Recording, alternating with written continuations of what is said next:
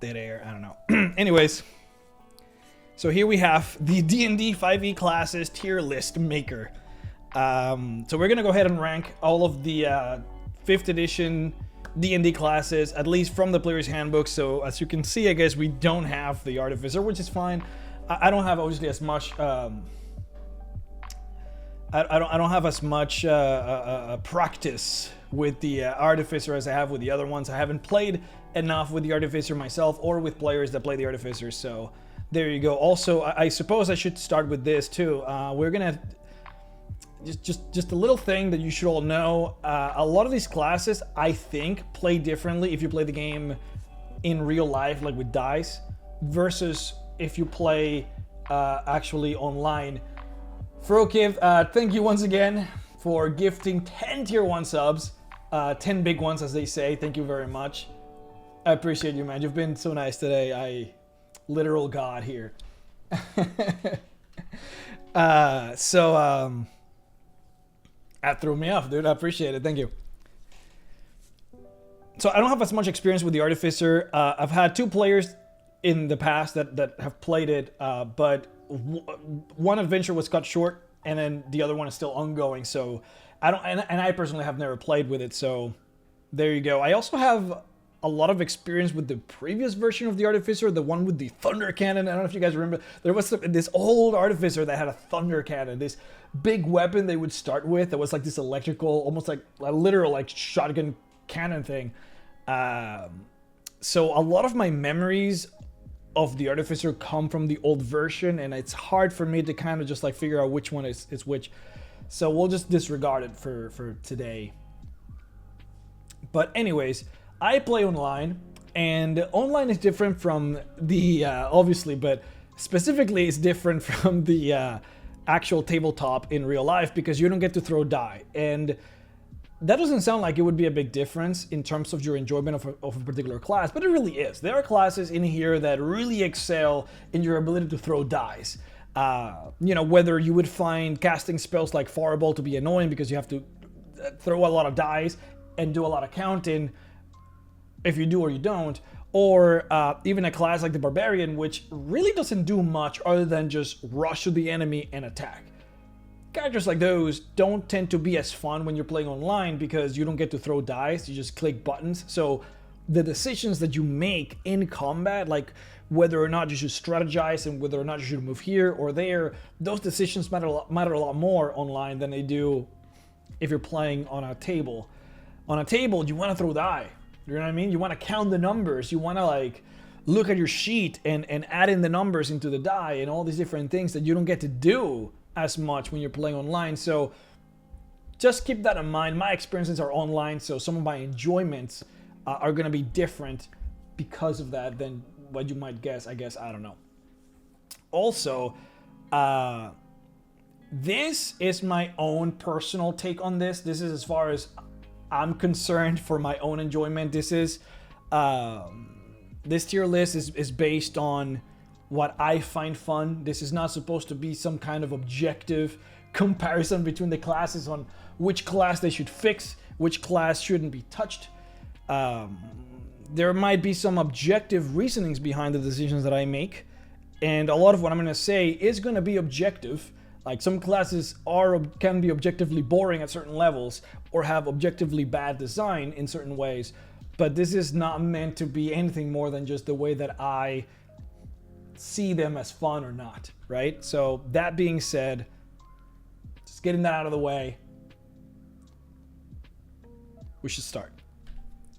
I don't like to do math. I can barely do it with skill checks, let alone damage. Yeah, I mean, I can imagine it being kind of troublesome if you're like casting, you know, a 7th level magic missile and you're like throwing all the die around. It's like, oh, you have to re-throw the same die because you don't have 7 d4s and you have to go through that problem. That can get a little annoying, I guess.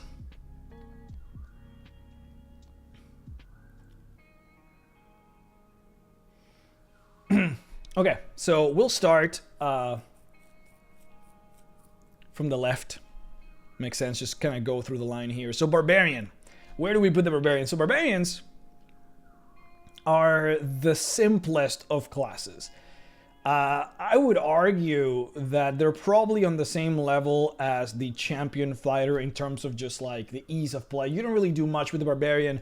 If the battle seems hard, you rage and you charge in. You don't really feel ever like you're going to be endangered. You have a lot of HP. They have the biggest hit die of the entire roster of classes here. They have a D12 for the hit die, whereas fighters and more martial classes will get a D10. Hybrid classes or rogues get D8, and then the casters, the really squishy wizards and sorcerers, will get a D6. So they literally have double the hit die from the casters, which is a lot. They also have one of the strongest, if not the strongest ability in the game, which is Rage, the strongest feature, I should say. They basically just resist all physical damage. So they're very tanky, very durable. Their playstyle is very simple. They just go in and charge. The way that they scale in combat is primarily through crits. Classes like the fighter, for example, they just get more attacks. They get an extra attack at level 11. They get a fourth attack at level 20. Classes like the Paladin, their actual normal attacks just deal more damage because they get radiant damage added to their normal attack. They also smite for harder damage, and they get spells. All the spellcasting classes, of course, they get stronger spells as they go. The Barbarian scales, they do more damage later on by literally just doing more crit damage. Their crits deal more damage as they level up. So it creates a very swingy type of environment where you might be dealing kind of normal mundane damage and one turn, and then suddenly the next turn you deal 100 damage just because you did this crazy ass crit. Especially if you're like an orc, which gets even harder hitting crits. So it can be very swingy. I think that the Barbarian, there aren't any problems that one could feasibly see in the Barbarian. I think it is important to have a class that is simple, and I don't see that necessarily as a negative. I think it can be as a negative if you don't have the options to make yourself be more complicated if you really want to. And I think that's maybe where the Barbarian might suffer a little bit. If you want to have a complicated class with a lot of options, the Barbarian really doesn't give you the ability to have that. You really are meant to just charge in. And by the way, keep in mind that we're not adding multi-classing in this factor, right? Like, we're just talking about the class, and more specifically about the class in the Player's Handbook. We're going to talk about some of the other books like Xanathar and now Tasha's, but for the most part, we're talking about the Player's Handbook here. There aren't really any ways that you can make the class more strategic, which is a bummer, because even the fighter has ways to make yourself like actually have reasons to strategize. This is particularly a problem if you're playing online, because online you don't get to throw dice. If you're playing on a table, it feels good to attack with advantage, which the Barbarian can do at will. You're rolling those 2d20s, that feels really good. You literally get to like hand pick the die that you want and then add your values to it, and then you get to use some of those delicious D12 dice that nobody else tends to use. You have that great axe and you throw them, and that feels really good. Online, it's less so. You move into the target and you attack, and that's a bummer. It's kind of a weird class to start because we can't really compare it with any of the other classes to start, so we might move this later on. This is the most average that I can be, I think, with a class, that they can be with a class. I think that in terms of design, it is needed. You need to have a Barbarian class that is simple, that is just brain dead. You move into the target and you attack. I wish that they have added things to make it more complicated, just for those people that really wanted that. They didn't, and I think that's a big bummer. And I think that's mostly the reason why this wouldn't be on the A tier, because they don't have that.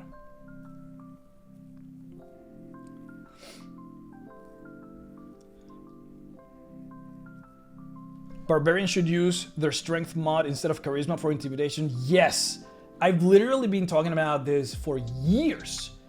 And it's definitely a homebrew thing that I personally have added in my adventures. At least whenever people ask for it, I always say yes. It is bizarre that they don't have that. Like, weird, right? Like, it just feels weird they don't have that.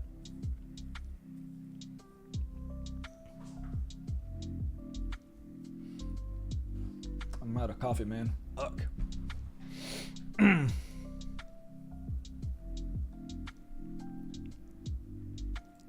Let's, I don't want to talk about the bard yet. Let's do the cleric. So the cleric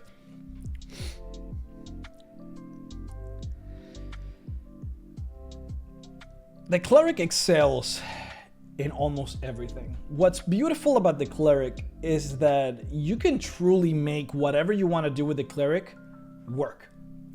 If you want to be a Clothy that cast holy spells from a distance, you can make it happen, and you can make it happen really good. If you want to be that stereotypical, I guess literally dwarf with plate armor that is a healer, you can make it happen. You don't want to be a healer, you want to wield a two-handed mace, you can make it happen. Obviously you're not going to be as good as a paladin, which is, it makes sense for that to be the case, but you can still make it happen. And what's crazy and what's really good, the way that they designed the class is that when you have, I'm going to put them here just for the sake of comparing them, but I'm not putting them on the D tier. If you actually want to be a paladin and you want to be different from a cleric that also maybe like it's like a melee cleric, you will be different. These two classes are designed in such a way that they truly feel different. And I think that's not an easy design thing to make happen, and they made it happen. So the cleric gets access to domain spells, which is basically a distinction of what god you follow. If you follow a god of light or a god of fire, you have a domain for that. If you follow a god of death, you have a domain for that. There's the nature domains, there is the war domains. Depending on which god you follow that domain, and then that domain gives you a certain level of abilities that you can kind of use that is defined by the type of god that you follow. But what's interesting about the cleric, which is true for really any spellcasting class, is that subclasses are meant to be more flavor than anything. Most of what you're going to be doing as a caster, and as a cleric for that matter, really revolves around the spells that you get access to. That's where you're going to spend your entire time doing, just casting and using your spells. Subclasses are meant, if anything, to be just flavor. So let's go here and go into the cleric. We didn't do this for the barbarian, but that's fine. Barbarian, again, is just very simple. Cleric.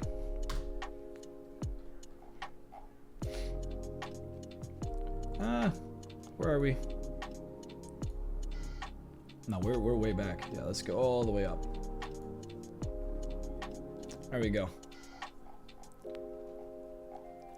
All of this stuff is just extra. Like, you don't really need any of this to feel like a cleric, to feel like a particularly powerful cleric. You're already casting spells like a wizard does, like a sorcerer does. You're already doing like all that crazy shit that you can get from your spells. This is just flavor. And that's a good way of making a class, which of course we'll get to the fighter as to why the fighter is built differently. But you look at something like the knowledge domain, right? It's not one of the most popular ones. You get extra spells that pertain to your particular domain, that might pertain to your god. Some of these spells are spells that you normally cannot get as a cleric, so it just feels like a bonus. It feels like something extra. You get languages. This is a sort of feature that if you were to give this to a class like the fighter, I guess we'll just keep coming back to the fighter, it might feel like a waste of a feature.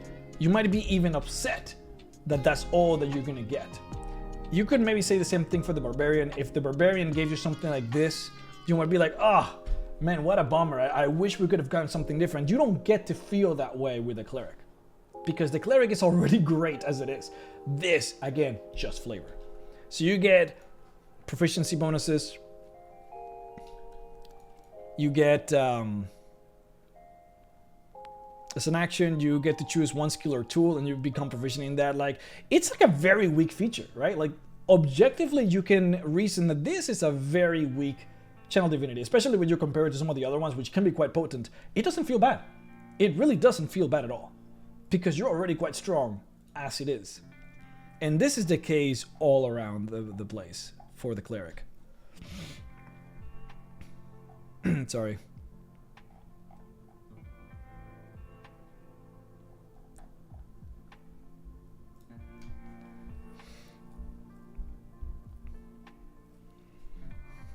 The spells of the cleric are really good. If we're talking about very specific cleric stuff that other classes don't get, I think they really pop off with things like Spiritual Guardian. Everyone knows and loves Spiritual Guardians. Other classes wish they had it. Spiritual Weapon, other classes wish they had it. I like that they made them so that you could be very offensive if you really wanted to, because not everyone wants to be the support. Whenever I play with new players, you know, I see this a lot where they go like, oh, I want to be a cleric, or they go like, I don't want to be support, like I don't want to play the cleric. Like I hear that a lot. And what I love about it is that's just not the case. That's not how it is at all. Which is a really good thing. I'm going to put them on the A tier. I might even put them on the S tier, to be honest. Is it the best class? I don't think so. I think it deserves to be A tier. I think that the way that the priests are made, you can beseech your god for help, and you can do that very early on. Doesn't necessarily mean that you'll succeed at doing it, but you can. They give you a lot of ways to interact with your god, which the Warlock wish it had. You can summon angels. The flavor is there. It doesn't matter which god you pick, you have a domain for it. They are your S tier. Trust me, they are S. I honestly might agree. We would have to go through the rest of them to see how the other ones fit, but I think they might literally be S tier. Like, if you were to ask me, like, what does the priest misses? What do you wish they had? There's not a literal single thing that I could come up with. In fact, I'm actually struggling to even talk about the clerics because they're just, like, perfect.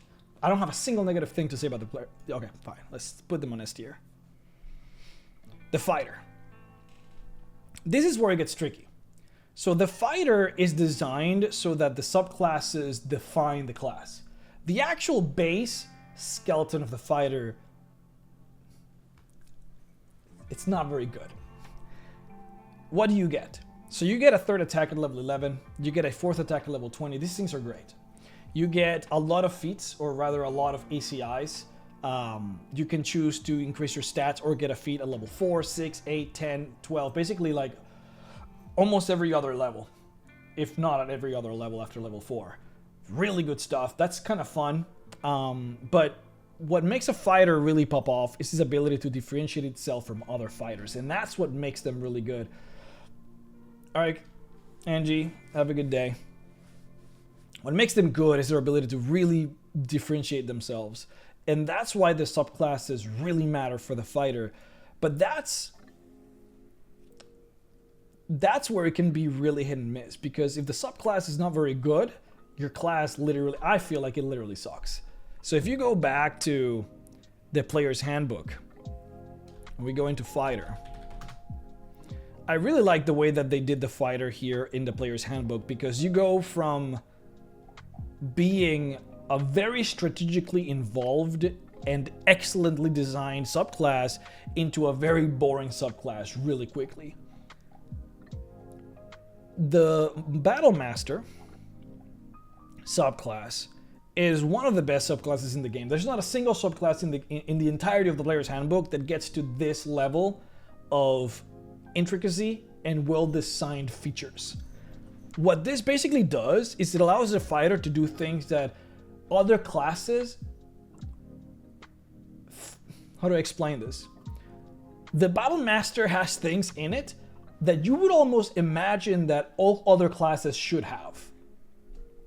The ability to trip, the ability to push on an attack, the ability to grapple on an attack, the ability to I did say trip, but this is a push.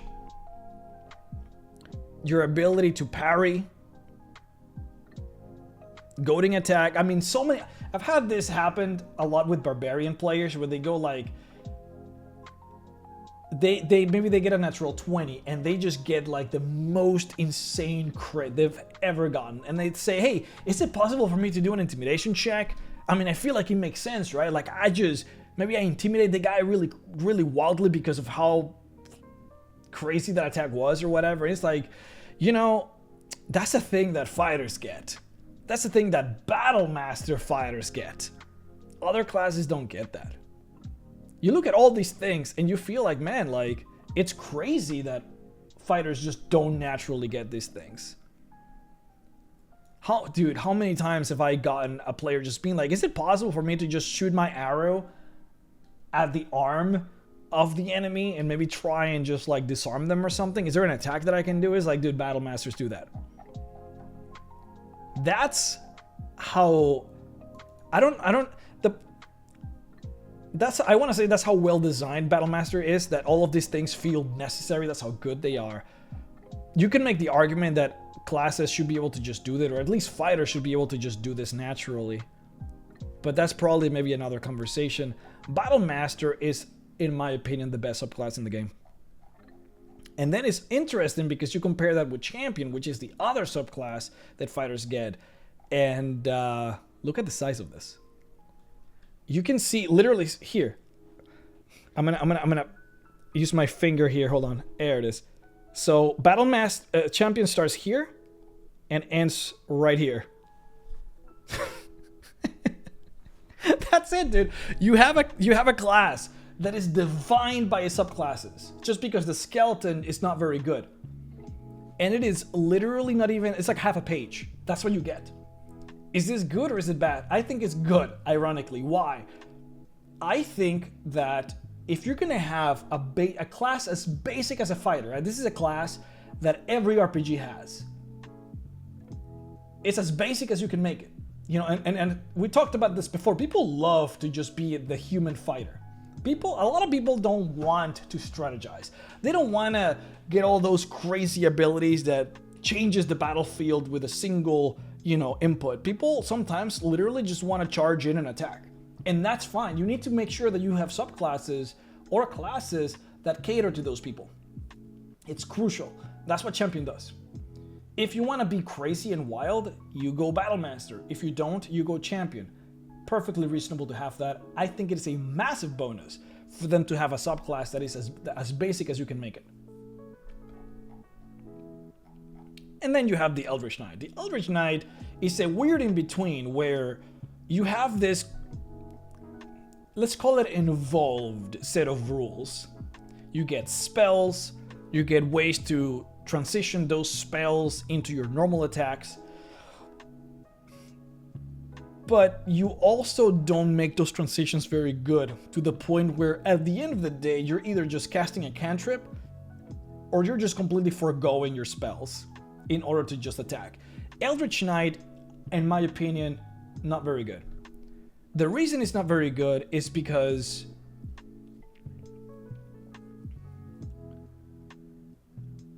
when you play an Eldritch Knight type of character in a game like Skyrim, like you're gonna be that, you want to be that sword and spell kind of character where you have your sword in one hand, you have your magic on the other. It doesn't matter what, if you're playing The Witcher or something like that. Like I think The Witcher might be a really good example. When you're playing The Witcher, you don't feel like you're necessarily sacrificing one or the other. You don't feel like you're sacrificing your melee attacks whenever you want to also cast magic.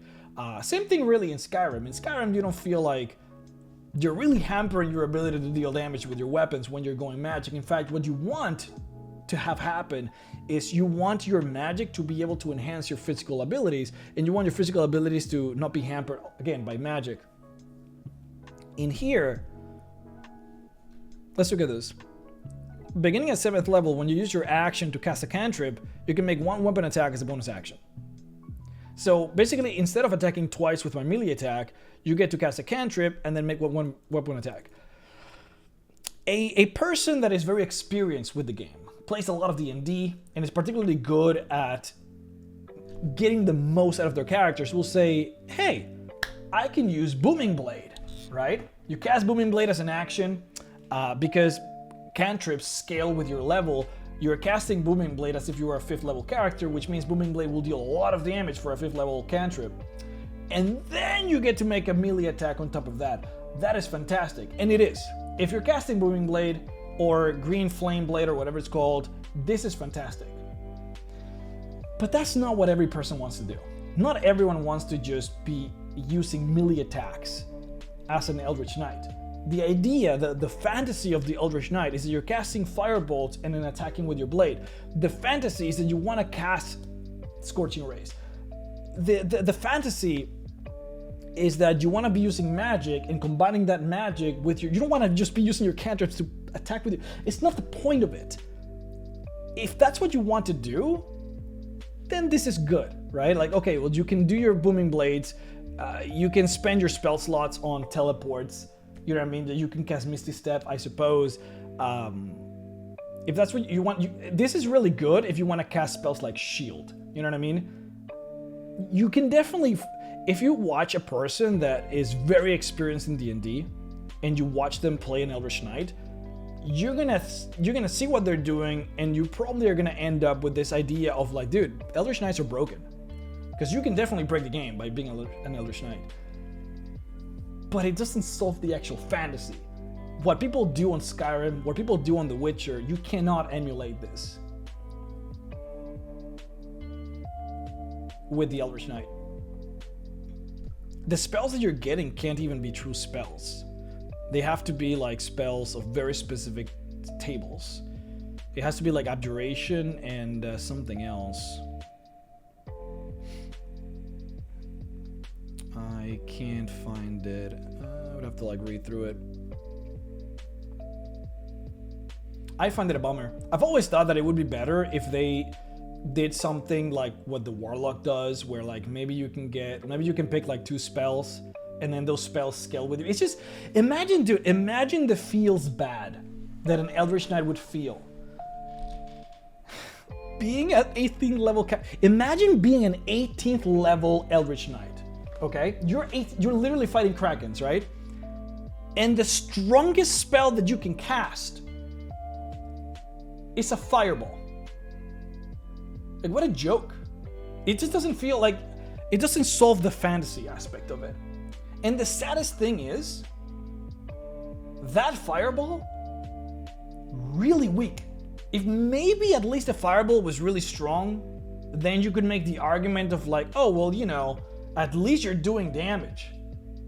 But it's just a 3rd level fireball. So it's not even a particularly good fireball. And that's such a shame.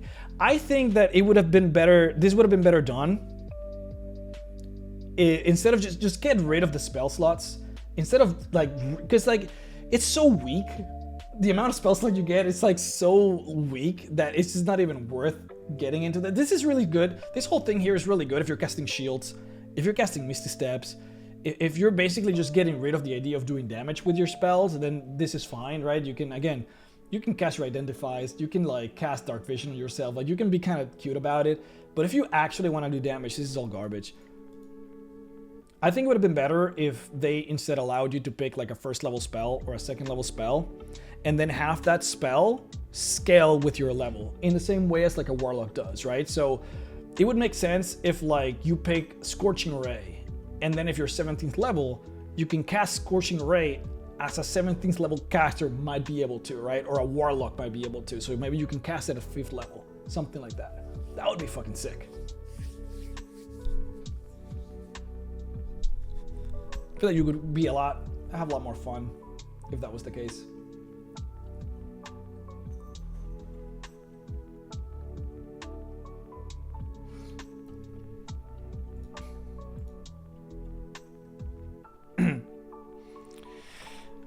Now we're not going too deep into like Cenithars and all that stuff, but you can also be a gunslinger, you can be an arcane archer. Like there's really a lot of options, and what makes the fighter pop off is its ability to differentiate itself from other fighters, and they do that really good. I'm gonna put the fighter on A. It's so good though that you can do anything with the fighter. You can be as strategic as you want, you can be as simple as you want. The fact that you can get a bunch of feats and they attack 3 times at level 11, like these things make the class really fun, especially with the very diverse roster of things that you can do. Some subclasses really fucking suck. You know, if you want to be like, there's a bunch in like Sword Coast Guide. I think I have it here. We don't have to go too deep into it.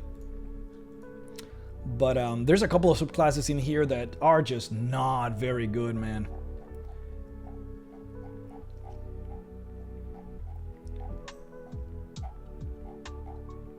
And when you rely as a class on your subclasses, you cannot abide by that. But then again, it's fine because some of those subclasses really do pop off, and that's all that matters. So I'm going through things that we've already talked about. So pardon me for repeating some of these things. The Ranger. Oh, Ranger. If there was a class that I would put on the D, it would be the Ranger. And it has nothing to do with mechanics, which is what's interesting about this decision. The Ranger, I think, mechanically is very strong. The Ranger, especially early level, I'm not sure about like late game Rangers. Some of you were saying that for late game, the Ranger was really weak. Early level, they're really strong. If you get things like Hordebreaker at level 3, you literally get to attack twice when other people can't. At level 5, you're attacking 3 times, which of course other people can't. Archery, albeit maybe like a boring martial archetype, is really strong, getting a +2 to your attack. It's crazy good. It's effectively like getting a +4 on your dexterity as far as combat is concerned, as far as chances to hit is concerned, which is really good. The fact that you get a D10 as a hit die, even though you're a Ranger class, I'm assuming that we're talking about bows, of course, here. That is crazy good. You get a lot of bonuses. Like if you're playing a campaign where you know what you're going to be fighting against, you're playing something like Storm King's Thunder, you get to pick that as your favorite enemy giants, then you're going to be really good that campaign. You're going to be doing a lot of extra damage. Again, basically as if you had a +4 to your dexterity in terms of just the damage that you're outputting. So mechanically speaking, these guys are really strong. Really, really strong. However, Beastmaster, which is one of the only 2 subclasses that they get access to from the player's handbook, is just really bad. This was fixed in Xanathar's, and I just looked at Tasha's, and they did a really good job at making the Ranger kind of just, you know, they get a lot more subclasses in Tasha's, which is really nice too. But the Beastmaster, which is one of the many reasons that you guys have no idea just how popular the idea of being a Beastmaster Ranger really is. You can't deny the power that the flavor of being a Ranger and having your pet really has on players. Players like that shit. Every single adventure that I've ever been part of, there's always that person that goes, I want to be a Beastmaster. Every single group, man, it's very popular. And that's what hurts the most, because the subclass, the Beastmaster subclass, in the player's handbook, it's not very good. Why isn't very good? I know that we've talked about this before, but I'm thinking of uploading this on YouTube, so I have to rehash this. In the player's handbook, the Ranger, the Beastmaster Ranger has to sacrifice its own attack in order for his pet to attack. Which is sad as hell. It's sad mechanically speaking because it feels really bad to not get to... Imagine getting a cool rare bow or a rare sword and not being able to attack with that sword because you want your pet to attack. It feels bad mechanically. It feels bad... I want to say it feels bad. Immersive-like? It doesn't make any sense. Imagine being this character in this fantasy world. And then saying to your pet, all right, go and attack. I will stand here with my bow knocked in, but not actually doing it. It just doesn't make any sense. Or imagine just like shooting with your bow, but then your pet not being able to, it just doesn't make, it doesn't flow very well. It doesn't make any sense. You can use your action to verbally command it to take the attack, dash, or disengage action. Once you have the extra attack feature, you can make what weapon attack yourself when you command. So this gets remedied at level 5. Because then you can make an attack yourself when you command the beast to take the attack action. But until level 5, which I guess is from level 3 to level 5, you can't. At level 11, your pet gets an extra attack. I think that was just a big problem, dude. I think that's like single-handedly just like killed this class. It's weird. especially if your pet can't attack. It creates a problem. You can use your action to verbally command your pet to make the attack action. And if you make your pet disengage or dash or dodge, then you can't make an attack action, because you can only make it when your pet attacks. It's just riddled with problems.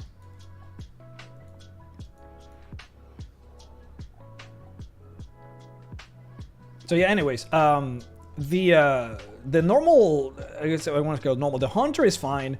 Its mechanically is very strong. The problem with the ranger, and this is one big problem, that the most, I would argue that it is by far has been the most popular flavor for the ranger, just happens to not be very good, mechanically speaking. But when you talk about the ranger as a whole class, if you talk about the ranger as, like, where does the ranger fit in a group? What is the ranger? What are they supposed to do? You always end up with this problem where the ranger kind of conflicts with what the druid is supposed to do. The ranger, in the flavor, not just of the Forgotten Realms, but in D&D, the ranger is supposed to be this link between the civilized society and the natural society. The ranger is supposed to be this person that argues for nature in the cities, and then at the same time argues for cities in nature. So if you have a dryad that is angry that the citizens of the city are cutting down her forest, it is the ranger that she goes and talks to. Hey, ranger, fucking talk to these humans. They're destroying my shit, right? On the same level, it is the ranger who talks to, who is there to be like, hey guys, stop cutting the trees, right? If you need somebody to talk to the dryad, it is the ranger. If you want someone to venture out into the forest and make sure that the dangers of the forest, things like owl bears, things like if there's a green dragon in the forest, it is the ranger's job to be that link, to make sure that these two groups of people don't kill each other. And the way that they transfer that into actual mechanical purposes is through spells that druids typically get. So you have the ability to talk to animals, you have the ability to sense animals, you have the ability to sense monsters just all together, and then of course you can pick a favorite enemy to fight or a favorite enemy to study, and then you get bonuses to those enemies or creatures. The problem is that a lot of these things are what druids do too. Imagine having a ranger and a druid on the same party. Both people want to do the exact same things. Even though the druid is not necessarily supposed to be that link between human society and nature, it ends up doing that because all of the spells that the ranger gets are spells that the druids get, except that the druids do it better. And that's where you have a conflict. If you're talking about a person that wants to talk to an animal, druids can just do it better and easier. You know, they get better spells for it, but they also can do it more often. And so you end up with a situation in which the ranger ends up not really having a purpose if there's also a druid in the group. I think that's a big issue, like thematically speaking. The ranger, when that happens, ends up being a better version of the Eldritch Knight, which ironically speaking, the ranger makes a better Eldritch Knight than the fighter. I always tell these people, if you want to play an Eldritch Knight, but you actually want to cast spells, be a ranger. Like, you're actually going to have a better... But I would say be a ranger, and I would allow this if any player were to ask me to do this. If you want to be an Eldritch Knight, just be a ranger, but instead of using basically what is essentially the druid spell book, just use the wizard spell book. Suddenly, oh my god, this Eldritch Knight system, it's great. I can do things. This is fantastic. Yeah, it's pretty great. The ranger does a really good Eldritch Knight.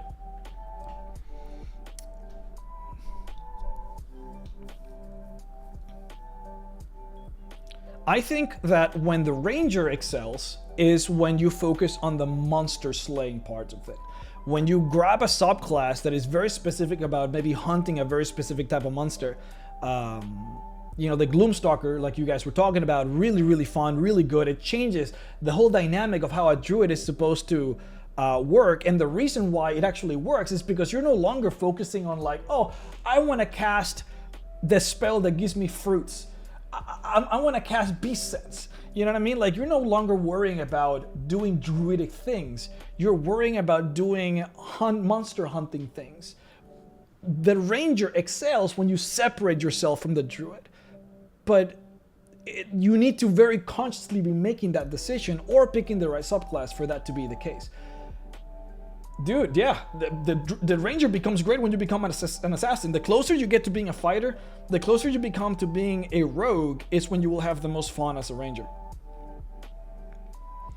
So I think that the ranger suffers a lot from the themes that surround it. Thematically speaking, the ranger is very... It's just kind of ganked. And I think that's why, and it's funny because the ranger is really strong. Mechanically speaking, I think it's very strong. But it just ends up being ganked because there's just no place for the ranger to exist. It's just sad. It's sad that the ranger excels when it really tries to be a fighter. And then, like, the spells or abilities that are supposed to make the ranger, like, you know, like, be a ranger, things like Hunter's Mark, they don't really feel unique. You know, imagine comparing... The ranger doesn't have its own... Do you know how Divine Smite is such a paladin thing? How Divine Smite just makes the paladin just be like, I am a paladin, nobody else gets this. This is what I get because I'm a paladin. This is unique to me. The ranger doesn't really have anything like that. That is like as class defining. Hunter's Mark, which is supposed to be, it's not even that because Hex, it's the same thing, but maybe even better in certain instances. You know, if Hunter's Mark was like different and did a lot more stuff, and if Hex didn't exist, then you could be like, dude, Rangers, man, you know, but that's not the case. So I'll put them on the D tier.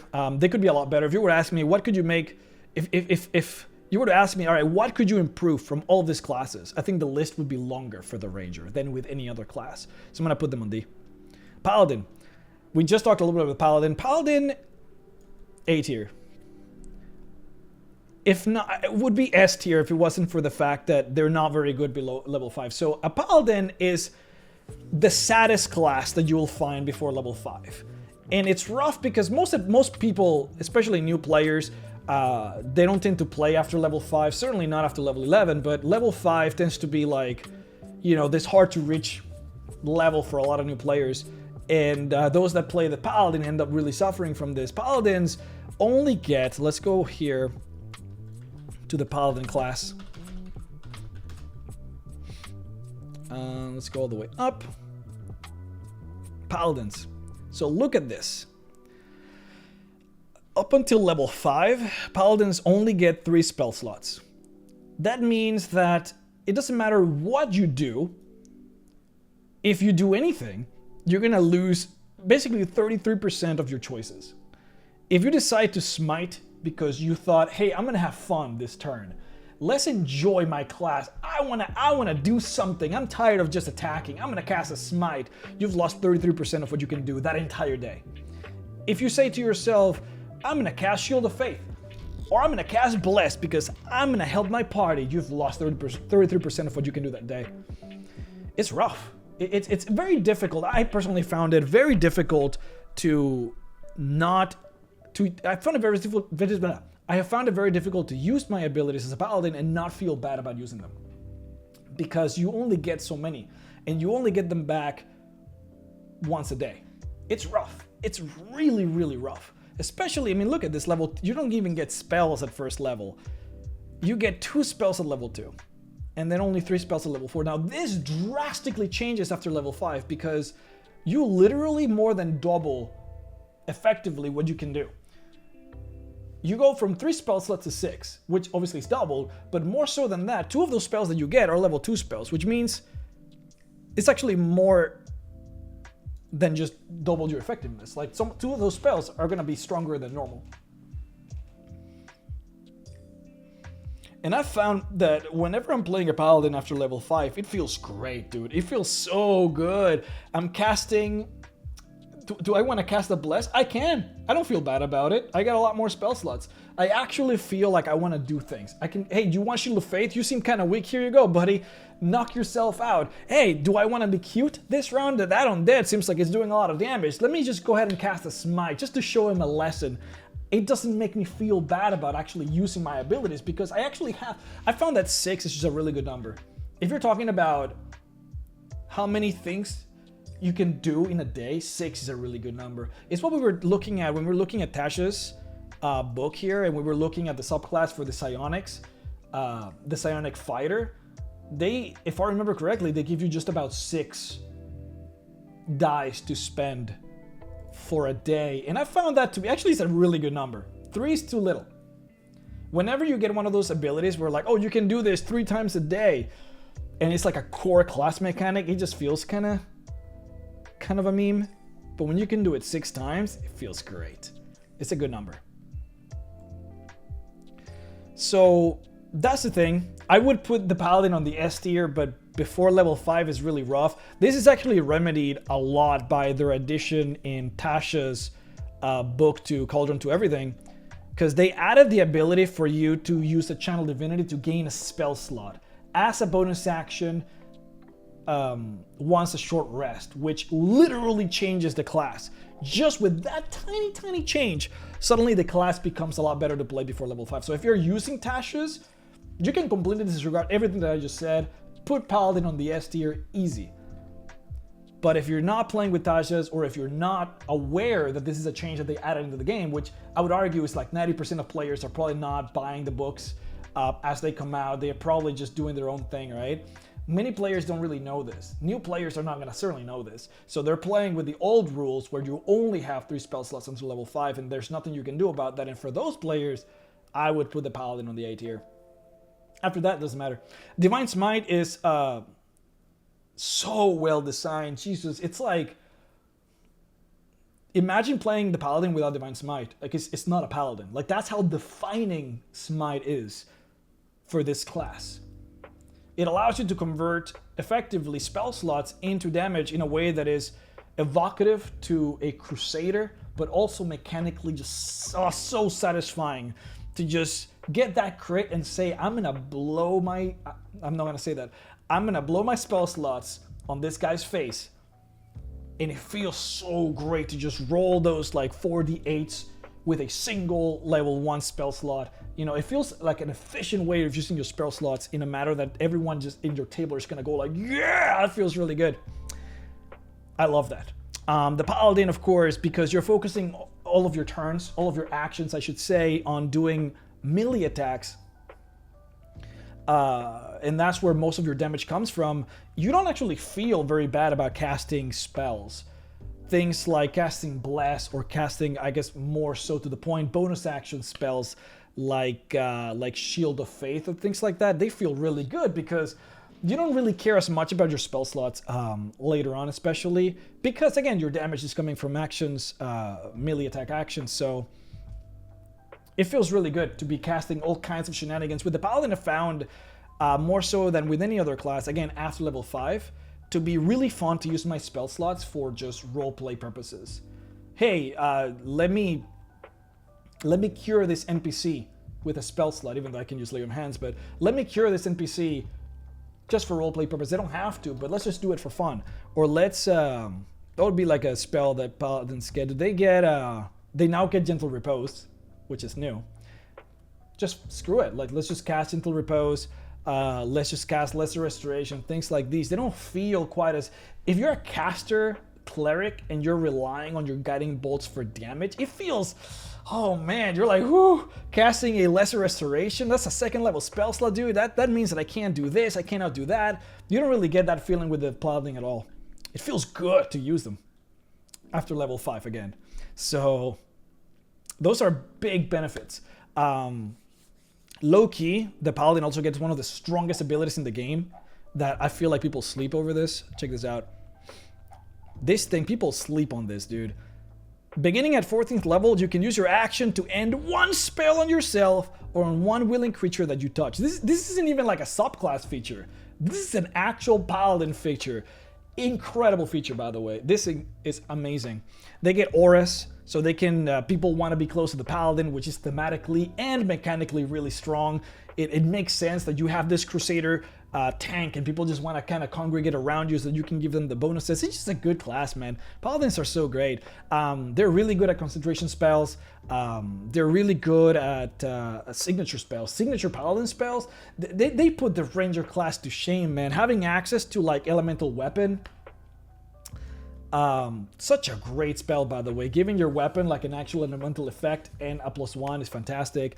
Find Steed is literally like, might be like, I don't know, man. If I were to make a list for like the top 5 most powerful, or not even not powerful, but just like the best, the best spells in the game, Find Steed would probably be in there. Especially now that they added Find Greater Steed. You can literally ride a Pegasus as a Paladin. It doesn't get better than that.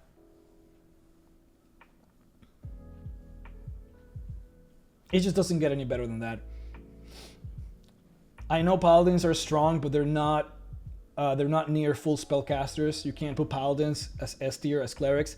Dude, I'm just talking about like fun mechanics. You know, obviously like full casters get access to a lot of fun shit. But let's be real, dude. Having a Pegasus as a Paladin, and that's just like a spell that you can cast and you can do that.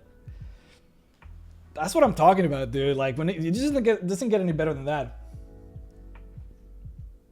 Dude, Jeremy Crawford said that, I'm assuming you're talking about Cleansing Touch. It doesn't work against spells like Feeble Mind and such instantaneous spells. It makes sense. But, I mean, I think it's just so good, though. Like, you can just remove anything that is ongoing on a person, like any kind of charm, any kind of fear, any kind of curse, any kind of just magical effect that is ongoing. Dude, I would allow it. I personally would allow it, just based on the wording of this.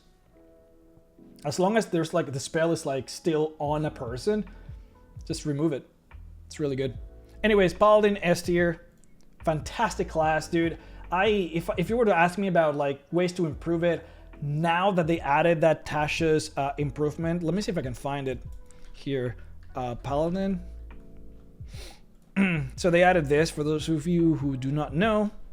Here you go. You can expand a use of your channel divinity to field your spells. As a bonus action, you touch your holy symbol and regain 1 expanded spell slot, the level of which cannot be higher than half your proficiency bonus.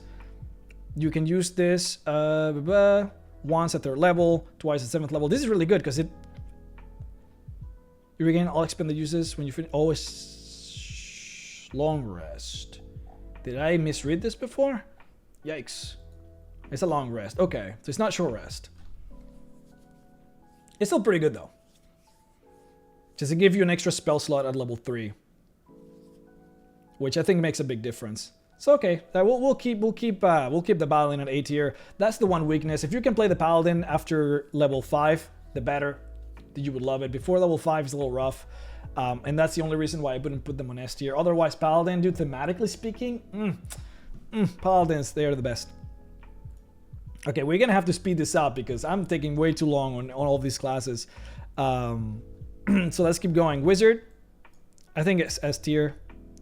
That's such a weird picture. So the Wizard class is everything that you want it to be. You know, there really isn't much that I can say about the Wizard class. There's not a single thing that you could give the Wizard because they already have it all. They are, of course, the weakest, physically the most frail classes. But that makes sense. You know, the things that the Wizard are weak as a class, like mechanically speaking, it makes sense for them to be weak as. So like not having a lot of HP, not having a lot of defensive mechanics, especially early on, these things make sense for the Wizard to have.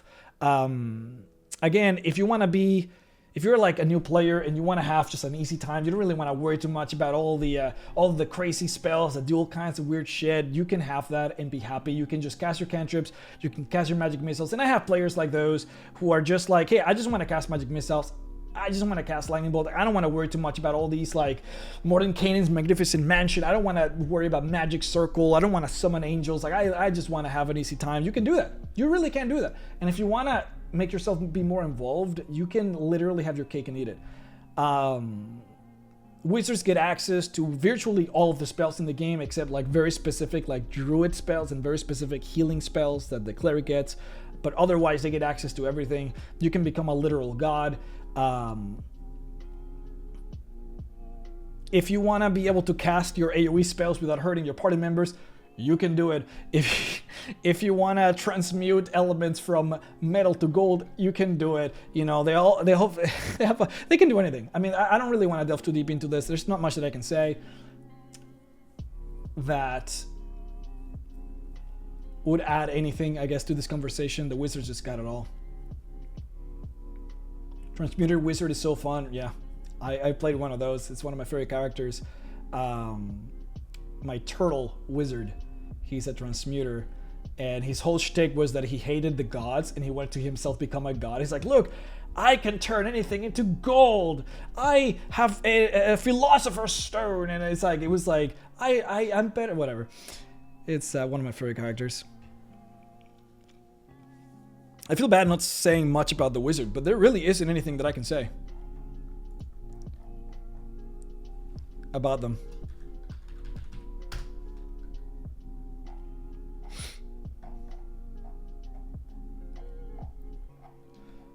Wait, where am I? This is Sorcerer. This takes like a while to load.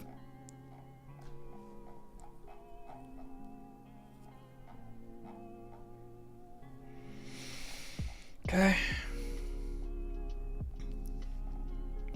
Yeah, I mean, the schools are very good.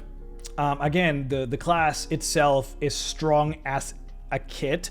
So all of these subclasses are just bonuses, to be honest. You don't even need it. You could play a wizard without a subclass, and literally people might not even be able to tell any difference. Like, you're just strong as you are. This is just adds, just frosting, man, to the cake.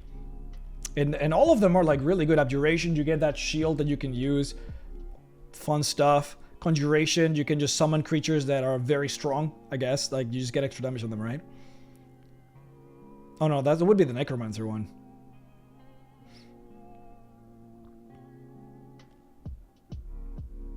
If while you're concentrating on a conjuration spell, your concentration cannot be broken.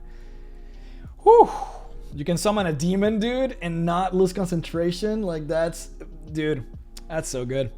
Like, all of these are, like, really divination. So much flavor. You get to roll your 2d20s at the beginning of the day, and then you can transform any die that the DM cast into one of the die that you rolled in the morning.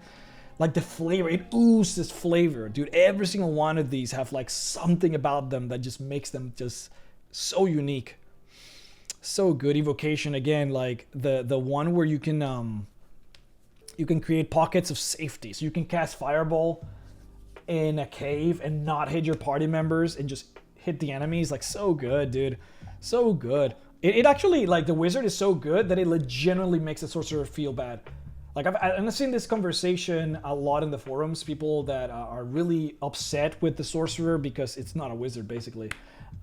They really did bad the sorcerer in 5th edition. But I think a lot of it just comes down to just how strong the wizard is rather than just how weak the sorcerer actually is. Yeah, not much to say. Let's just keep moving on. There you go. So let's talk about the sorcerer then, because we're kind of there. So the sorcerer is a weird one. If you played 3rd edition, if you play Pathfinder, and then you move into 5th edition, you're probably going to have a really bad look on the sorcerer, because the sorcerer, as far as I understand, it used to be a lot more powerful previously. So the sorcerer used to have access to all of the spells that the wizard would get access to, and the wizard, again, gets access to everything. In 5th edition, the sorcerer instead only basically gets access to some of the more offensive spells. So anything that's like, that deals damage, the sorcerer gets access to, but most of the other really funky, like really interesting stuff, typically the sorcerer doesn't get access to. In return, however, the sorcerer obtains the ability to be able to manipulate those spells that it does get very effectively. They can do things that the wizard cannot do with those spells. For example, the sorcerer has the ability to turn a spell that maybe normally lasts for 10 minutes, they can make it last 20 minutes. They can double the range of all of their spells. They can make it so that, and this is one of my favorite things, they can make it so that they can cast a spell without actually using any somatic or verbal components, which, again, people sleep on this one. That's really, it's not just like strong in terms of just like mechanically speaking. If you're in a roleplay scenario and you want to actually charm the king or something like that, like that's a very strong thing to be able to just cast a spell and literally have no one notice that you did that. Mechanically speaking, that's very strong and flavorful, dude. That's so flavorful that you can just sit there and without casting any spells or without looking like you casted any spells, being able to just suddenly start flying or summon rays of thunder without like moving a finger. Like that's how it oozes flavor. And again, mechanically very strong. So you can do that. You can make your spells just deal more damage. You can cast spells as a bonus action, which of course, normally you can't do. This is made a lot weaker by the fact that you can't technically cast 2 spells in a single turn. If you cast a spell as a bonus action, then you can only cast a cantrip as an action. You can't ever cast 2 spells in the same turn unless you're using a reaction, because you can definitely cast a spell and then on the same round or even same turn cast a counter spell. That you can definitely do that, but otherwise you can't just be like bonus action fireball, action, you know, something else. But that's the one benefit. That's like the caveat of the sorcerers. They're very limited in spells when compared to the wizard, but they do get access to a lot of these really funky ways that they can manipulate and twist their spells. And further, which this is another sleeper, they can turn their sorcerer's points, which they do get a lot of. You can see here, it doesn't say it here actually, sorcery points.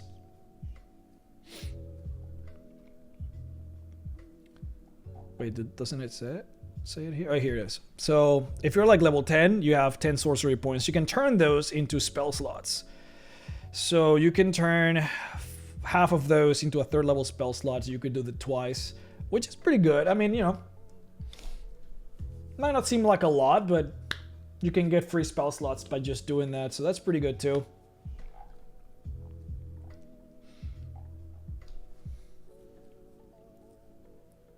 Check the new metamagics in Tasha. There's a new transmuted spell option, dude. Okay, hold on. That's not what I want to do. Let's check this out. Sorcerer. They get, oh wait, they're gonna use spells. Oh, they finally get Booming Blade. There you go. That's a big deal. So you can see like all of these spells, like it's kind of wild that sorcerers never got like magic weapon, you know what I mean? Bigby's hand. When you cast a spell that deals a type of damage from the full, wait a minute, you can spend 1 sorcery point to change that. Okay. All right, dude. All right. Sorcerers are back, baby. This is a big deal. That's a big deal. Holy shit. Holy shit, dude. There's no force and no psychic. That's huge. That is so huge. Yeah, no, that makes a big difference with the subclasses and some of the additions, because they were definitely lagging behind. Like I would put, see, again, this is where it gets funky, right? So if you just look at the Sorcerer from a 5th edition perspective, and you don't count some of the previous editions, if you don't count how the Sorcerer used to be, then you would naturally put it higher on this list because you don't get to experience the losses that the Sorcerers got previously. So I guess you get to see it from a more objective point of view. And objectively, the Sorcerer is pretty good. You can't deny that it does get access to a lot of spells as it is. If you're looking for an offensive spellcaster, like if you make a character, you say, all right, I want to make a Sorcerer and I'm going to make it very offensively, a very offensive caster, then you don't lose anything.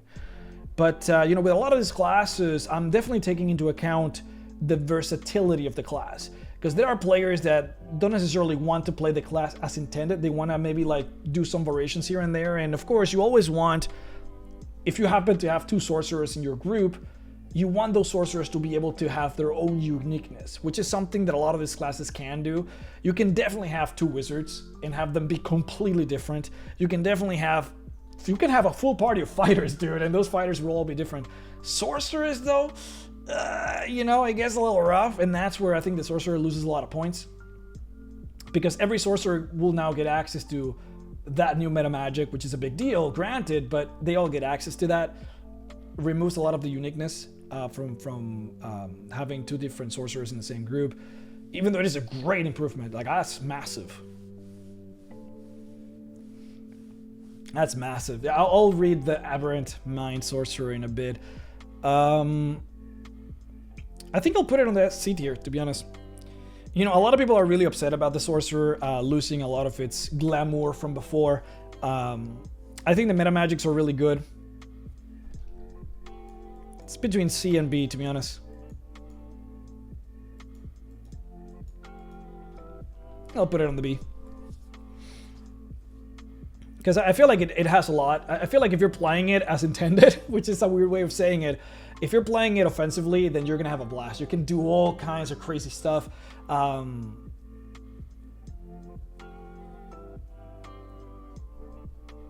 Yeah, I don't know. I think it's good. I think B tier, I think it's average. We'll say that it's average. The Wizard definitely wins just because of how versatile it is. Ironically, you would imagine the Sorcerer would be the versatile one, whereas the Wizard would be maybe more dedicated. Like, it would make more sense, and I feel like the classes would be a lot more balanced if the Wizard, for example, was more limited in how many spells he could pick. Like, if you wanted a lot of transmutation spells, then you had to be a transmutation wizard. If the Wizard had a limitation like that, then that would make the Sorcerer, by comparison, just a lot better. But the fact that the Wizard can just do whatever the F it wants, dude. It can just do whatever it wants. And the Sorcerer is, by comparison, just so limited, it just makes it look so much worse than what it might otherwise be. The Rogue. I think the Rogue is one of the best, definitely between S and A, but I'm inclined to put it on A.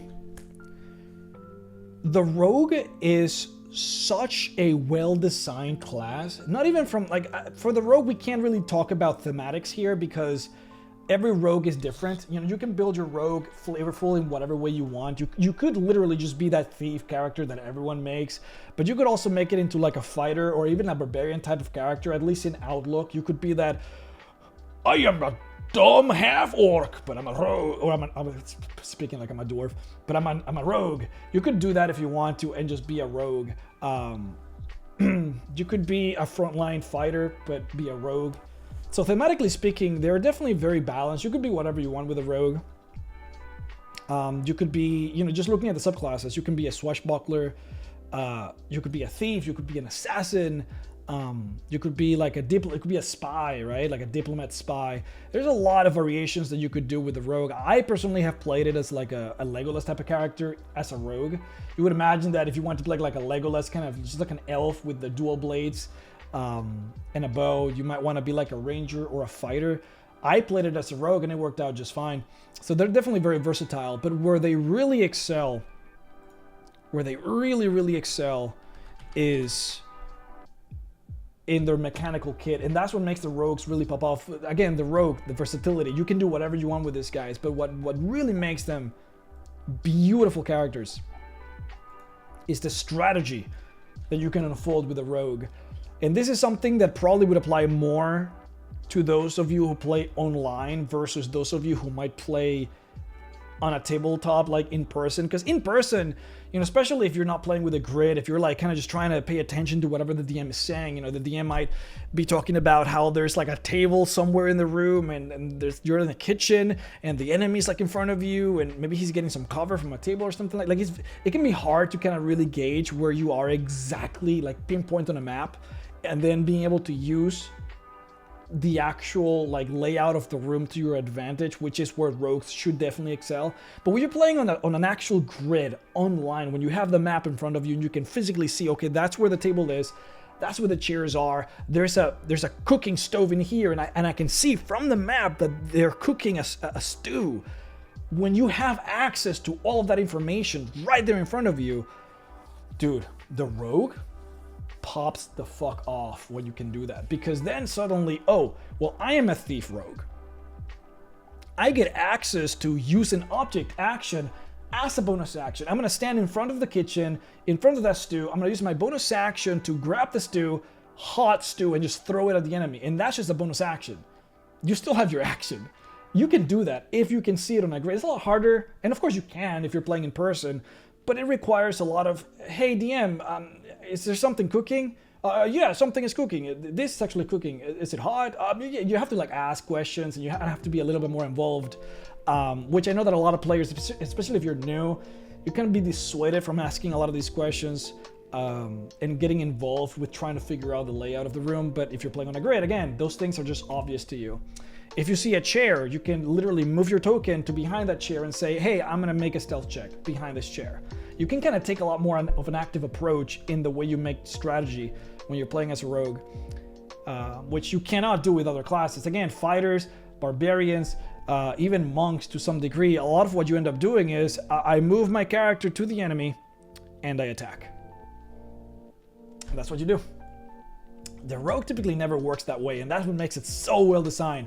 You can bonus action stealth, you can disengage. The fact that you have to attack a target that either you have advantage to or has an ally that is also fighting it to get sneak attack means that you actually have to think about which target am I going to hit. It's not just about hitting the target that is the most convenient to me. It's not just about hitting the target that is about to die. It's about, no, wait, hold on. Let's analyze this.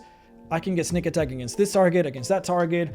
I can move. I have disengage, so I can disengage and move over here, or I can like do some stealth shenanigans using the map to move around. Like, you actually have to think about what you're doing, and the design of the class allows for that. And not even through the subclasses, but the actual just core of the class, which means that the class, regardless of whatever subclass you pick, it's already fantastic. And again, the subclass just adds to whatever you want to do. It's just flavor at that point. Mwah. Flavor and so again, the theme, the flavor, and the mechanics of the class, fantastic. And I also really like about the class is that you can actually just be that rogue that has a dagger, which other classes just can't do. If you're a fighter and you're like, oh, but I want to use a dagger, like, you're gonna get punished, right? You're gonna just do a lot less damage than if you had a longsword. For example, the rogue doesn't have to suffer those disadvantages because all of your damage truly does come from sneak attack. So do you want to use a shank made out of the foot of a chair? You can. You're gonna do a lot of damage. Go crazy. You want to use a dagger? Do you want to throw? I have a player on my Ghost of Saltmarsh campaign that is literally using carts, like he's throwing carts like Gambit. Or like the League of Legends character, Twisted Fate. It works, dude. Yeah, the card might only deal 1d4 damage, but like the damage comes from sneak attack. And that allows for all kinds of flavor and for the mechanics of the character to really work with whatever flavor you're trying to go with. Mwah, beautiful. Again, we haven't even talked about subclasses, and the class is already like A tier. Subclasses just add to that. We don't have to go too deep into it. Thief, amazing subclass. The fact that you can use use an object action as a bonus action, mwah. The fact that you can make a sleight of hand checks as a bonus action, mwah. You're a rogue and you're like moving through the battlefield, like literally stealing things from enemies' pockets and putting them in your pocket as the combat is like going. It doesn't even take your action. Like, dude, get the fuck out of here. Like, that's amazing. Use magic device, again, fantastic. The assassin is great. Assassinate is just a cool ability. I could go kind of just, I don't want to say shit, but I could shit a little bit on the Arcane Trickster in the same way as I shat on the Eldritch Knight, but I'm not. You know why not? Because of the Mage Hand, that's Legger Main, I don't know how to pronounce that. This thing alone makes this whole subclass worth. You can turn your Mage Hand invisible. You can, in a single bonus action, because by the way, this only takes a bonus action to control the hand for this particular subclass. You can stow things into your pockets. You can stow things into other people's pockets. You can steal things from people. You can pick locks and disarm traps at range with an invisible hand. Like, get out of here, dude. Literally one of the best subclasses in the game. We don't even have to touch on the spells. We don't even have to touch on any of the other abilities that the subclass gets at the other levels. That doesn't even matter. Just them getting this already makes the class. A character that is an Arcane Trickster, I should say a rogue that is an Arcane Trickster, will play the game completely different than any other rogue will. And that alone is huge. Because I could play a campaign as an assassin rogue and have a blast. And then I could play the next campaign being a arcane trickster rogue and have a completely different playstyle and have a completely different game. And that is what a subclass should do, man. Just change the way you play the game in such a way that makes you even want to play the same class again, because that's how different it is. Mwah. I wanna put, I don't know, man. I would almost do S tier, but I definitely don't think that, in spite of all that, it's hard to beat clerics and wizards. I could literally play a cleric every single campaign that I'll ever play for the rest of my life, and literally main a cleric, and never feel like I'm doing the same thing. And the same thing for a wizard, obviously. So, and I feel like eventually I might get bored of the rogue, in spite of how well designed it is. So I'm gonna keep it on A tier. I might even want to do this. Just move the fighter to make it more. Nah, I think it's fine. It's very difficult for me to find like negative things about the rogue, to be honest. So good. Rogue has so much versatility in mechanics and also in flavor/play. Makes me sad to see players use the same stereotype rogue, yeah. For sure. That also, it's interesting how that also makes the fighter look even better. I have that same thought process, but for the fighter. When people play the fighter, they play it like, I'm a guard. I'm a guy with plate armor and a sword, and I go and I attack. And I feel like what makes the fighter so good, because I didn't get to talk about this when I was doing the fighter, is that you could play the fighter as a barbarian. You could be that guy who just like barely has any armor on and just has a great axe and just charge into combat. You could do that with a fighter and probably be a better orc. I'm sorry, you could be a better stereotypical orc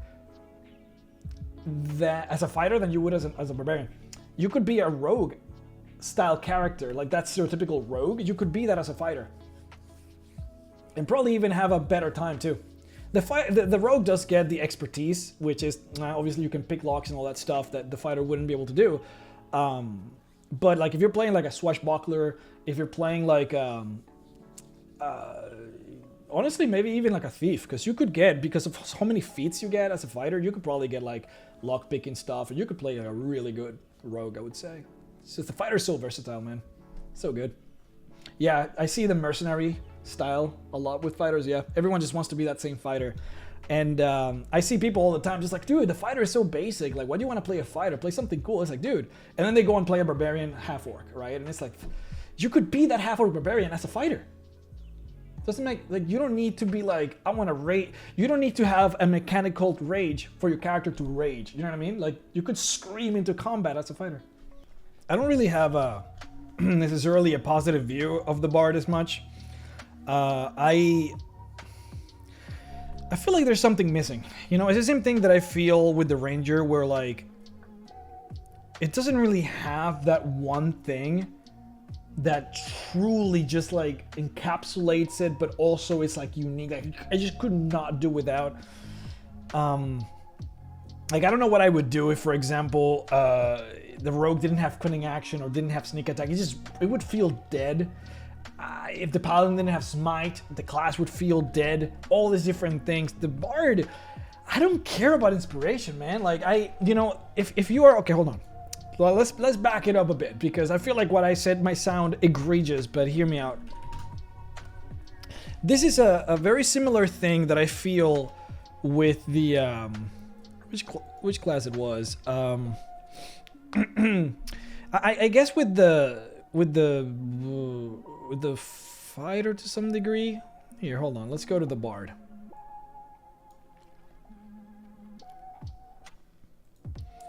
So, inspiration is the main focus of the bard. The idea is that like you literally inspire your party members into doing better, whether it is doing better in combat or doing better in roleplay scenarios or doing better in and just saving themselves from checks and things of that nature. And of course, the role plays where bards kind of really pop off by having really high charisma, being able to sing in maybe like a tavern to get like a free stay in the inn, right? And things like that. Or maybe they are the seducers. They seduce the NPCs to have the players get advantages in different ways or whatever, right? Obviously, role play is a whole other thing.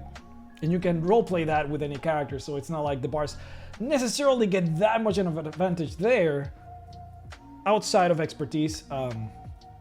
Expertise is a big deal.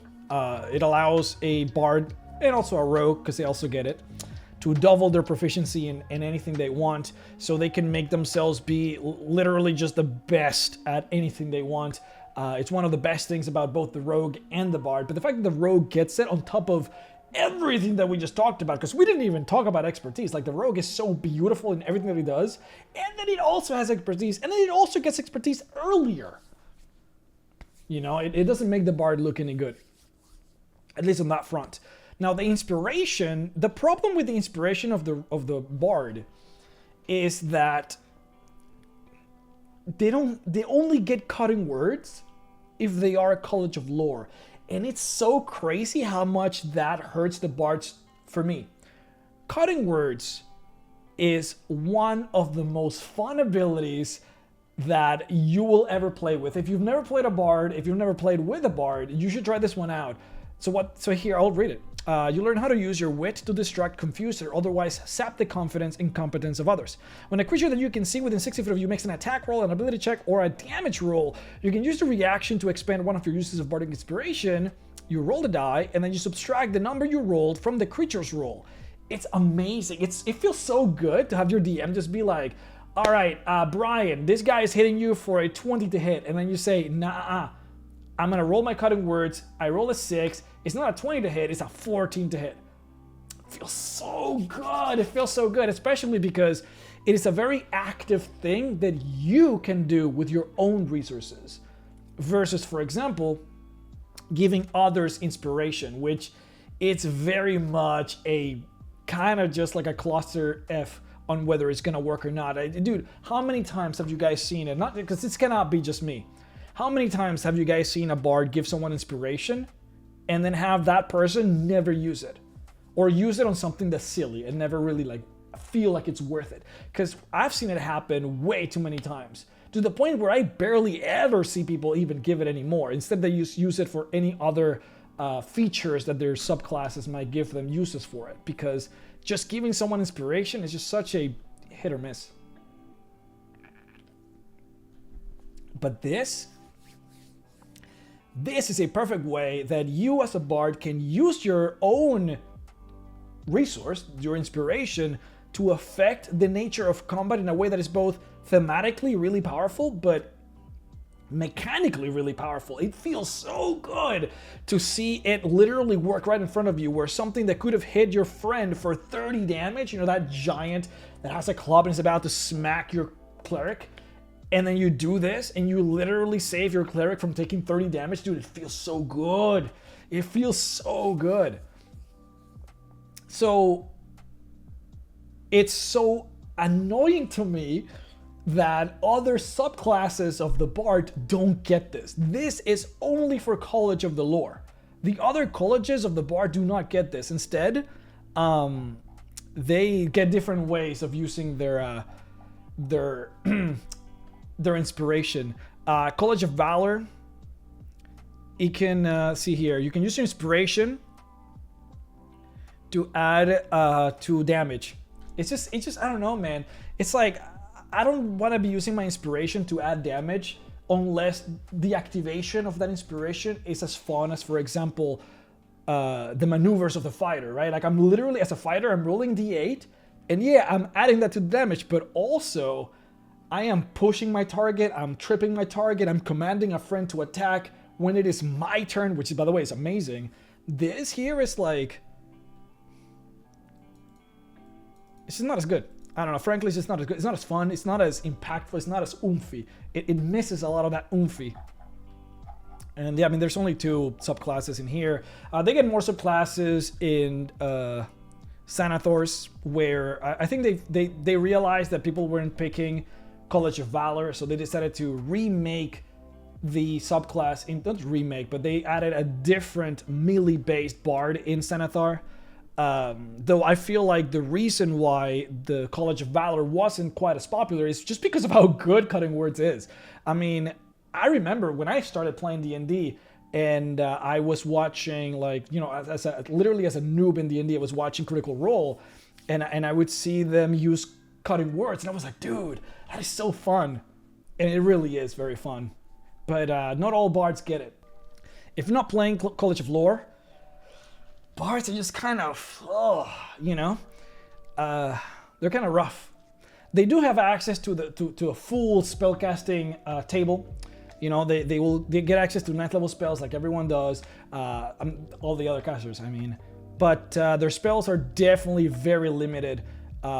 More so, it's kind of like the opposite of the Sorcerer. The Sorcerer has a very limited table of spells, but they get all of the offensive spells, whereas the Bard has a very limited table of spells, but they get all of the support spells. So, you know, if you want to be support, I always tell people this whenever they are new players and they say, hey, I want to be a support character. The only actual support character is the Bard. The Cleric is not a support character. You can support as a Cleric. Of course you can. You can support as a Druid. Of course you can, right? But the actual true support class is the Bard. They don't really work very well as a non-support, unless you do something crazy, because you can always just like, especially if you're the College of Lore, you get magical secrets at level 10. You could get the magical secret of the... You can steal the ranger spell where you can cast... where you can attack 3 times with a bow as a bonus action, you know what I mean? And you can do some shenanigans with that. Magical secrets is a cool-ass idea. So magical secrets, as a bard, you get to take a spell from any class you want, as long as you are of the right level for that spell, which is really cool. Really, really cool. I love that. It's very flavorful and very powerful. I wish they... Like, this is the sort of shit that you need in order to make a class, like, really pop off. And this is fantastic. So again, if you're playing College of Lore, honestly, dude, I would put the Bard... I would put the Bard on the B tier. If you are playing College of Lore, if you're not, that's where you kind of start to... You really go down, man. Like, if you're playing College of Valor, like, I don't know if I would enjoy playing a College of Valor. I don't know if I would enjoy playing any other type of Bard, really. As much, because you end up you can play the game as like a little bit of a hybrid character, like maybe like a Paladin would be, or a melee Cleric would be, but it just feels so much more satisfying to be a melee Cleric, for example, than it does being a melee Bard. You don't get quite as much help, so to speak. This is for me. Again, I'm not trying to be as objective in here. This is for me. I'm mostly angry that Cutting Words is not on every Bard's thing. I'll put it on B. Let's do B. Because if you do play College of Lore, you're going to have the best time of your life. And I think that matters a lot. I almost want to create like a different tiers to put the Bard in there, dude. I don't know. It feels weird to put it on the same level. I'll put it here for now. For now. We might change it.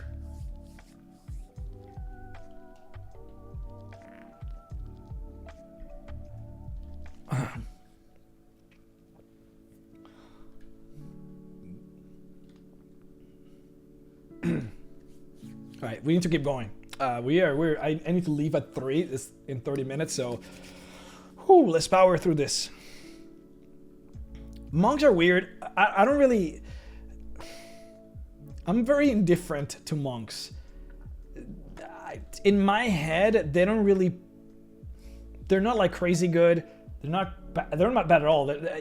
I'm almost debating on whether to say that they are okay or they're just good. They're not excellent.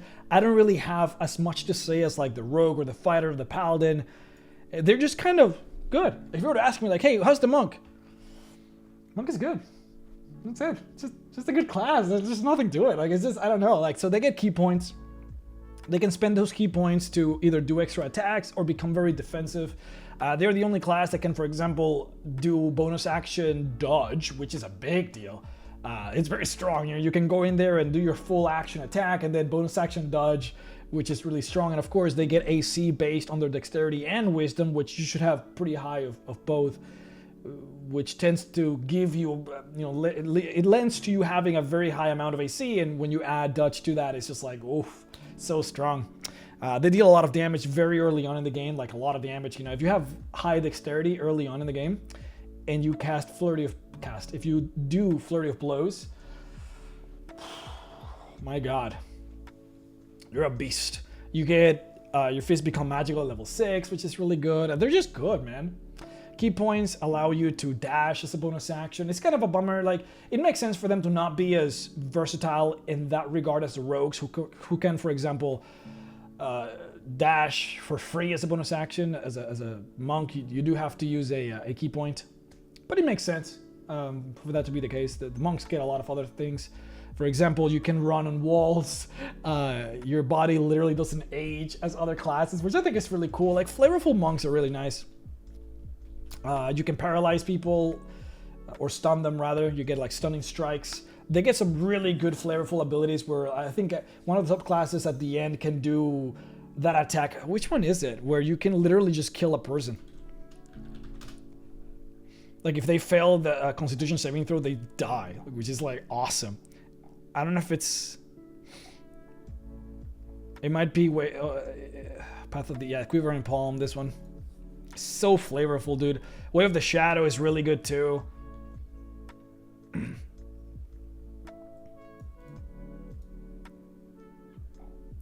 They do, on the other hand, have the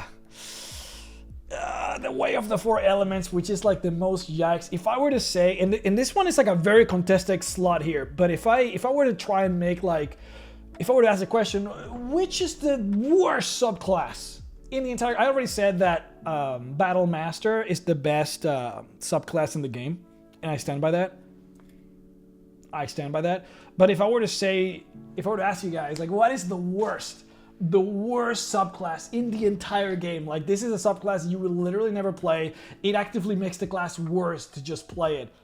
Dude, I don't want to say that it is objectively Way of the Four Elements, but it is like a contender. Like, it's right there. Like, it might be between this and maybe like another set of two. It's so bad. It's so bad. You get to use key points to cast spells, but in the same way as Eldritch Knight is kind of bad, as in like, you could be a level 15, level 17 character, and like, you coup de grace this ability. This is like what makes your class, is your ability to cast a fireball when you're level 15. It's like, get out of here. Like, that's what a joke. Such a bad meme. This is that, but for a lot of different spells. It's so sad, dude. So like, you're level 16, right? Or let's say you're level 15.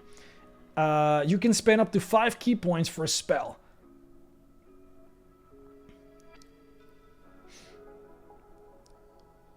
You can spend 4 key points to cast Fireball. Thank you. Thank you so much, Wizards of the Coast. I am a level 13 monk. I've already finished an adventure, and I'm sitting there and I can cast... you have allowed me to cast a fireball for 4 key points. Like, get out of here. Like, it's just... I don't want to get too into it, but... just terrible. And it's weird because when you compare it to Way of the Shadow, which is also a subclass that casts spells, it looks even worse by comparison because they don't do that here in Way of the Shadow. In Way of the Shadow, check this out.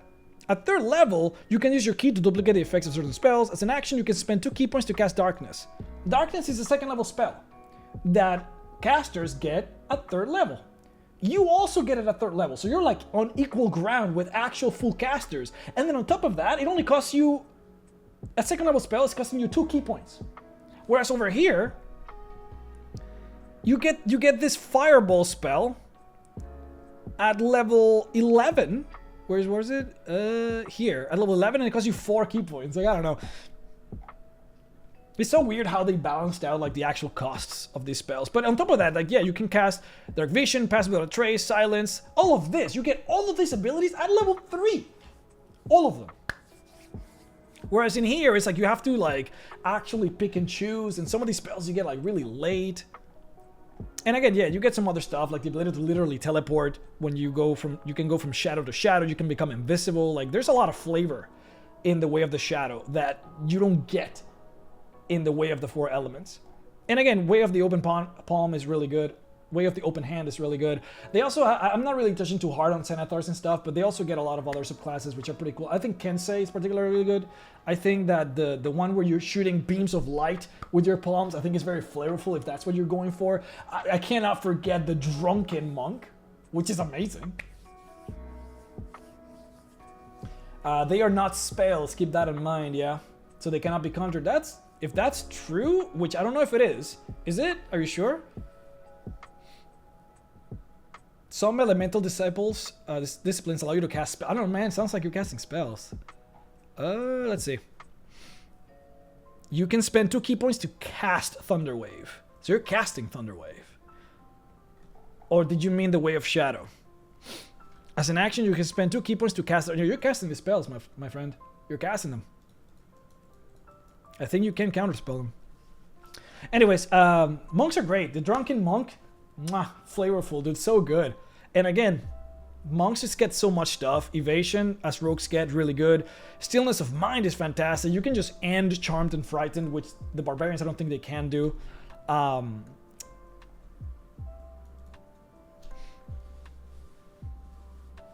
It's just fun. If you want to play like a class that's just like a melee-based class, like this is just, it's just a fun class to do. Deflect Missiles is just really fun too, so they're just really good overall. They're not as good as like a rogue, obviously. Like I think rogues just are better, more flavorful in a lot of ways, and just gets access to like more like, oh, strategic, intricate things. So I'll put him on the C tier. On the same level as like a Barbarian, Sorcerer, just kind of okay. They're okay. Yeah, if the rules say that you're casting a spell, you're casting the spell. I'm pretty sure that's how it works.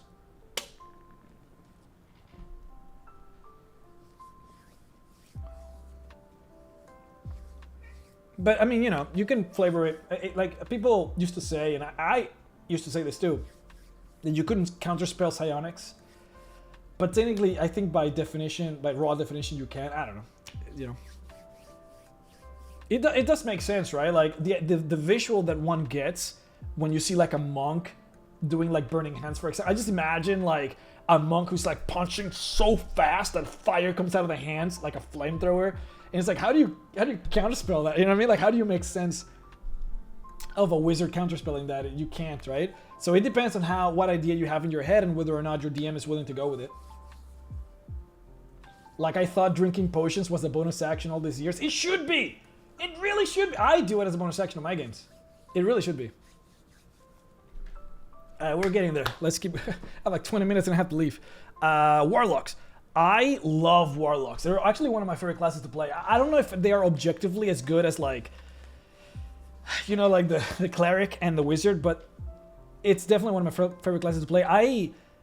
To this day, I contend that the way that you fix subclasses like the Way of the Four Elements, where you are basically like a melee class that wants to cast spells, or if you're an Eldritch Knight or an Arcane Trickster, if you're any of these classes who are predominantly melee, but you want to give them the ability to cast spells, what you really should do is make it a little bit closer to what the Warlock has, where you might give them the ability to choose a spell every other level, and then have them be able to cast that spell at a potency that would be equivalent to what a normal caster would be able to cast that spell at their level. So if you're level 5, for example, and you are an Eldritch Knight, you should be able to cast Burning Hands at 3rd level. You know what I mean? You should be able to. Like, that make me feel good. I'm not going to break the game, because you're not going to see your wizard complain because the Eldritch Knight can cast a 3rd level Burning Hands when they're level 6, like when they're level, yeah. So like they're not gonna complain about it, and you can always limit it by saying like, yeah, you can only do this like once a day or twice a day or something like that. Like you could literally, just by making that change, you could make those classes so much better. So much better. Of course, the people that use Eldritch Knight as a way to just get shield and become invincible probably would be upset, but you know.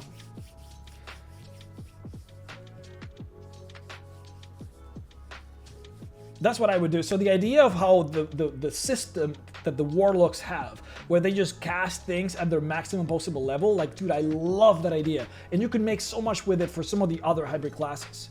So I love them.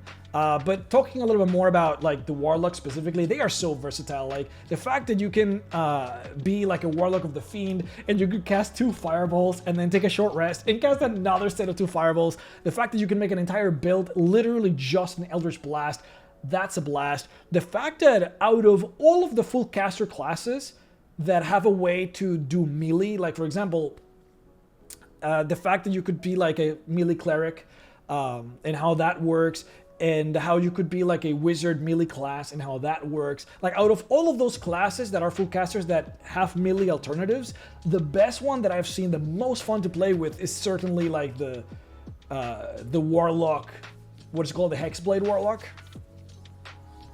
The best one so far, dude. I love it. Having this like making a pact with an ancient blade of some kind and having access to things like what's it called, the Armor of Agathis, dude. Putting Armor of Agathis on yourself and then charging it into combat, and have that actually work really well, because obviously Warlocks are not as defensive as Barbarians or Fighters, both in HP and in AC, but you can actually combat that by using the kit that the game gives you, like with the Armor of Agathis, or through any of the kind of means. I love that. I love that so much. The idea of how close you can be with your patron, actually having conversations with like fiends or genies or fey creatures. It's just like, from a roleplay perspective, from a flavor perspective, it's something that other classes literally just can't get. You can't beat, dude. It doesn't matter like how flavorful your rogue is. You just cannot beat having the soul of a powerful fire giant archduke in an emblem and literally talk to the emblem and have that emblem give you power. Like, that's just dope. It really is. And again, Pact of the Chain, so fun, dude. Like getting access to like pseudo dragons, imps, this sort of things, and then being able to interact with them and being able to use those creatures for strategical purposes in combat. So good. I love the Warlock, and Eldritch Invocations are one of the best systems that they have in the game. Being able to just differentiate my Warlock from another person's Warlock, like you guys can notice that's something that I really do prioritize a lot. Like that's something that really matters to me. How can I differentiate myself from other Warlocks? You can do that a lot thanks to the invocations, and then of course thanks to all the different packs that you can make. And the fact that one Warlock could be melee while the other one could be range, and both are equally as strong. That's so important. So important. And you can very easily make the Warlock like so much better by just adding more invocations, something that they have been doing throughout the years. So the Warlock just keeps getting better and better and better by just adding more and more possibilities. Such a good class, dude. Such a good class. I love them. I genuinely love them. Love me some Warlock. They're probably the most flavorful class in the game, dude. Probably.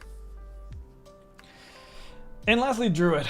Here we go. So Druid, it's so weird, kind of anticlimactic to leave the last class to be a class that I'm just like the monk. I'm just kind of, I don't want to say uninterested. I'm just, maybe, I don't even want to say indifferent either. I don't have strong, just like opinions on the Druid. The Druid it's just good. Just good.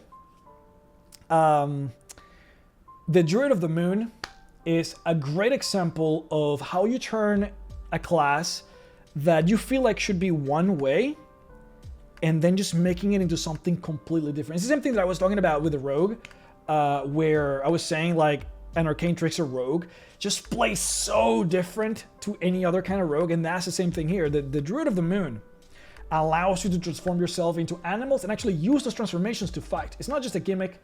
It's not meant to just be like a way to tank some hits. It's not just something that you can do out of fun and for roleplay. Like, no, these beasts, they hurt. And it becomes like an actual way that you can do combat with that is just extra. Like you still get access to all of your spells. You still get access to all of your Druid features. But on top of all of that, you can turn yourself into an enormous anaconda snake and just get access to that stat sheet and those HP values and attacks, and then just use that. So good, dude. So good. The Circle of the Land by comparison, it's just kind of bland. It's just pretty straightforward. If you want to be a caster, then you're a Circle of the Land. There really isn't any much to say really about that. It's just like, if you want to cast spells, you just go Circle of the Land, and that's just kind of what you do. Let's see.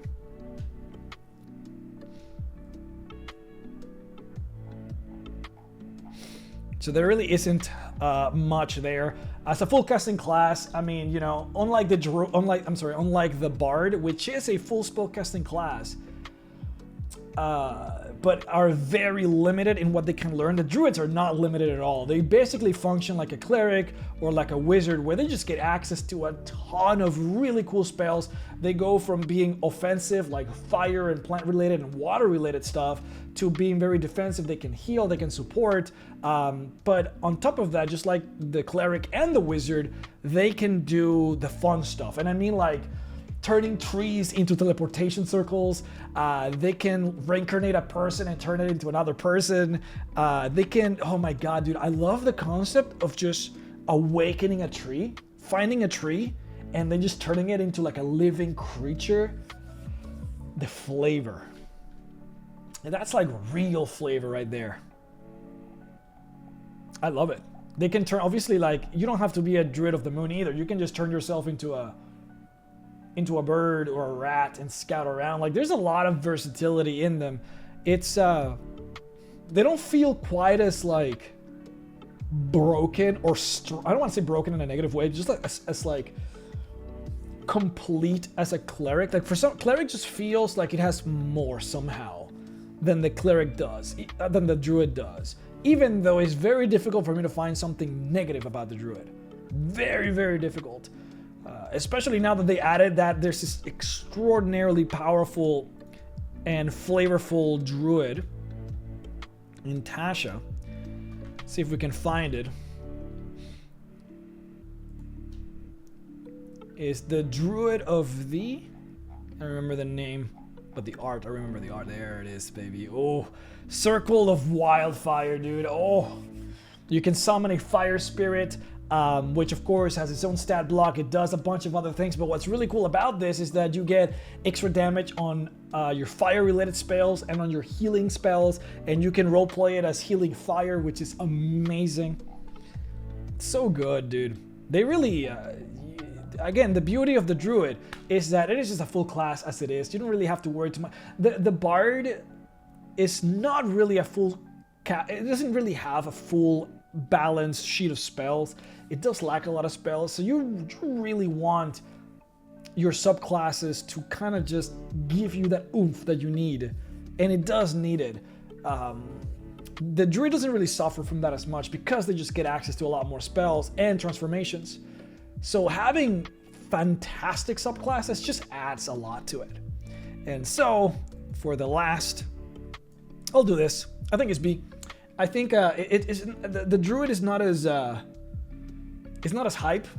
It doesn't feel quite as hype. Doesn't feel quite as full as a Cleric does. When I see Druids, people play Druids, it does feel sometimes underwhelming. It feels fine at B.